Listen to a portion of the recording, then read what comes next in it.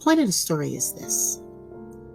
I didn't realize that upon leaving the hood, at that time, I realize it now, that you can't go back. They won't accept you back.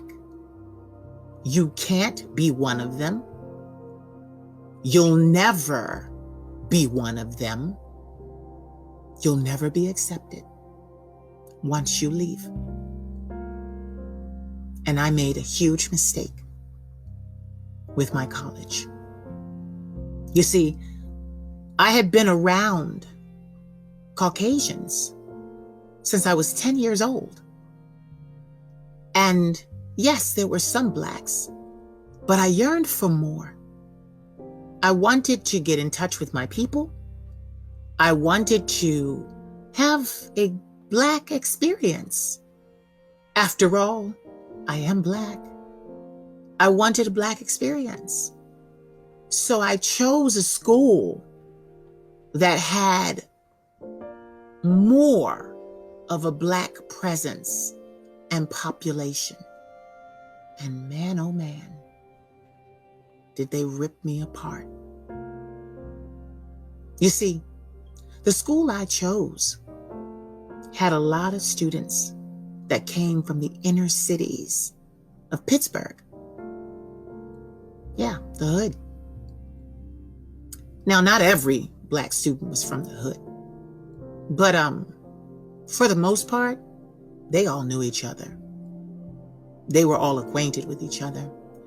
They all spoke the same language, if you understand me. The language of their lives. I didn't speak that language. I wasn't hood. I wasn't from the hood. The hood ended for me a long time ago. And when I got to school, I was different. I spoke differently. I carried myself differently. You could tell I was educated, and I was a biology major, not a communications major, not a poli-sci major, biology, pre-veterinary medicine. But you know, they hated me. They hated me. They hated everything about me.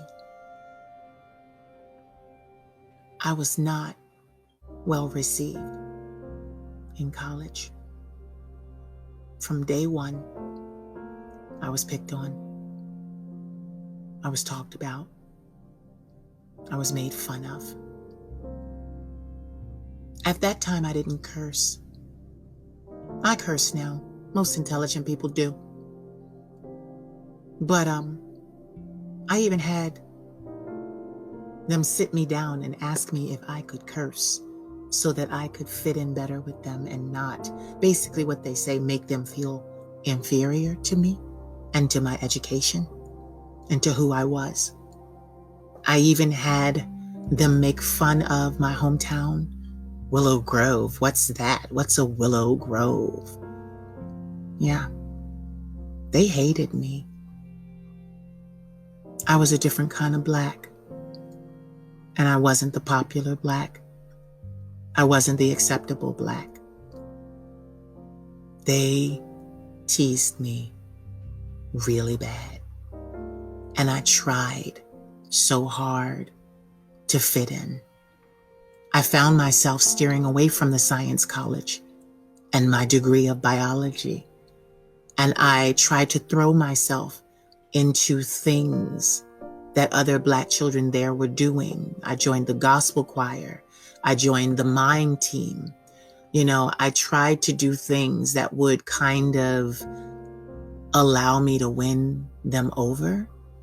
I would go to the rec center and they played basketball and different things like that. I didn't play, but I would go and I would watch. I hated it, but I would go because I wanted to try to extend an olive branch. I wanted to try to support, and be there among my people, but they weren't my people.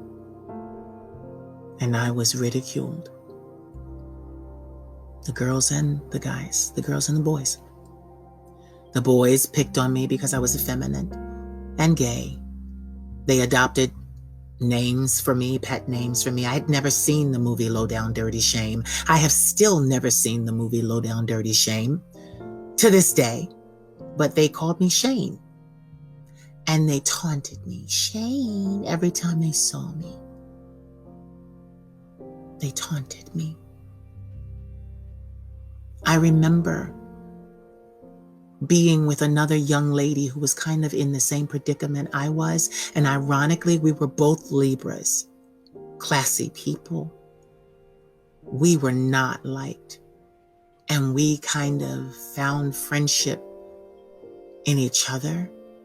But we bonded over trauma at first because we both met each other and cried about how we were not accepted.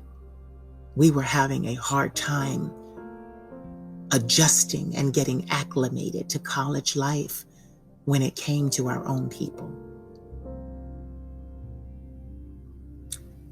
I never won them over. I never won them over. Trying to be friends with everyone got me in trouble, even in high school. I had a lot of things going on at home I was running from. So my attitude was, I wanted to be everyone's friend. But the problem with being everyone's friend is that motherfuckers fall out with each other. And then you're caught in the middle and you have to pick a side. And I didn't like picking sides. I wanted to remain neutral.